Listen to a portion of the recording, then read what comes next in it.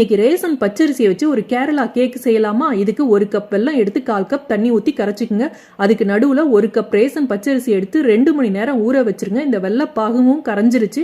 இது பாகுப்பதெல்லாம் தேவையில்லை, கரைஞ்சா போதும். இப்போ அரிசியை போட்டு அதோட 2 ஸ்பூன் தேங்காய், துளி சீரகம் 1/4 டீஸ்பூன் வேணும்னா போடுங்க.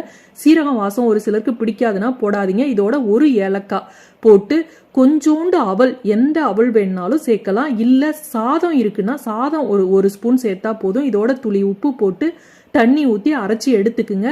இப்போ கரைச்சி வச்ச அந்த வெள்ளத்தை வடிகட்டி போட்டு 1/4 டீஸ்பூன் ஆப்ப சோடா போட்டு இது மாதிரி தண்ணியாக கரைச்சி எடுத்துக்குங்க. குக்கரை வச்சு அதில் நெய் இல்லைன்னா ரீஃபைண்ட் ஆயில் இல்லை தேங்காய் வாசம் பிடிக்கணும், அதை ஊற்றி பல்லா கட் பண்ண அந்த தேங்காவை போட்டு இதோட முந்திரி பருப்பு, பாதாம் பருப்பு, உலர் திராட்சை இதெல்லாம் போட்டு நல்லா வறுத்து நம்ம கரைச்சி வச்ச அந்த அரிசி மாவு கரைசலை போட்டு குக்கரை வெயிட் போடாம 10 நிமிஷம் மூடி எடுத்தா கலத்தப்பம் கேக் ரெடி.